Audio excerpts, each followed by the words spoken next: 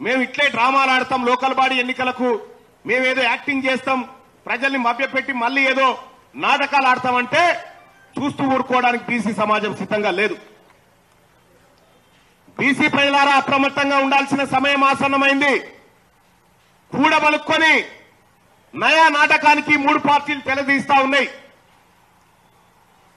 Local body ఎన్నికలకు వచ్చే కంటే ముందు ఈ 42% సమాధానం చెప్పిన తర్వాతనే ఈ 3 పార్టీలు లోకల్ బాడీ ఎన్నికలకు రావాలి. అందుకోసమే ఈ బీసీలకు జరుగుతున్నటువంటి ఉద్యోగ విద్యా అవకాశాల్లో జరిగినటువంటి మోసాలతో పాటు ఈ ఈడబ్ల్యూఎస్ రిజర్వేషన్ అలాగే మాకిస్తామని చెప్తున్నటువంటి 42% రిజర్వేషన్ విషయంలో ఈ లెక్క తేలాలి. 50% స్లాబ్ అంటారు. మొత్తం కేంద్ర పాలిత ప్రాంతాలు కలిపి 35 రాష్ట్రాలు 50% స్లాబ్ ఎప్పుడో దాటిపోయింది. 31 రాష్ట్రాల్లో ఓన్లీ 4 మిగిలినాయి. ఇక్కడ బీసీల అంశం వచ్చేసరికి స్లాబ్. మరి విద్యా ఉద్యోగాలలో 10% ఈడబ్ల్యూఎస్ ఇచ్చి క్రాచ్ చేసినాం కదా, మరి ఆ క్రాచ్ చేసిన దాంట్లోనే 42% బీసీల క్రాచ్ చేసేయండి. ఒకవేళ ఈడబ్ల్యూఎస్ కరెక్ట్ అనుకుంటే ఇది కూడా కరెక్ట్ అవుతుంది రేపు పొద్దుగాల.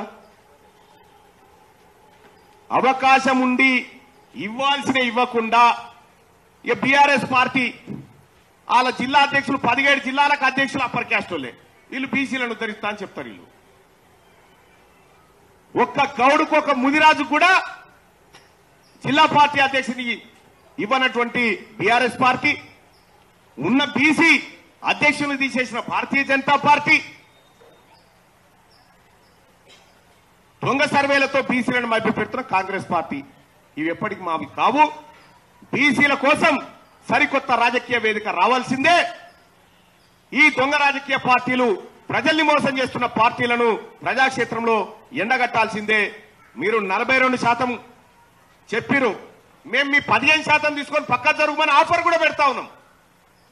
మీ 15% మీరు తీసుకొని పక్కా జరుగురి, లేదు అంటే 4% తేరా హై బాకీ సబ్ హమారా హై, లేదంటే 4% మీది 96 మాదే.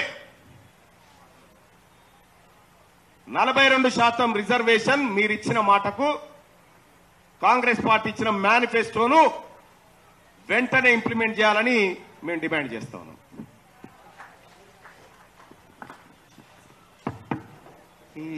ఈ మీడియా సమావేశకు వచ్చిన గౌరవ electronic media, print media reporters అందరికీ ధన్యవాదాలు. అదేవిధంగా వచ్చిన నాయకులందరూ కూడా ధన్యవాదాలు చేస్తాం. నమస్కారం.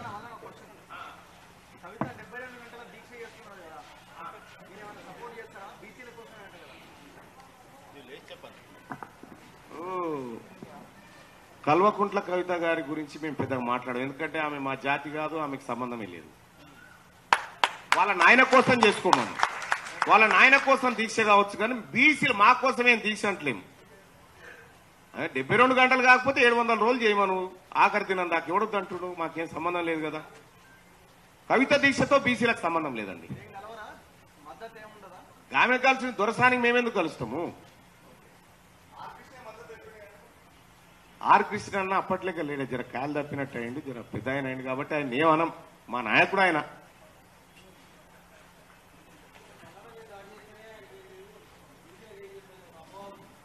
ఎవరికి? మల్లన్న మీద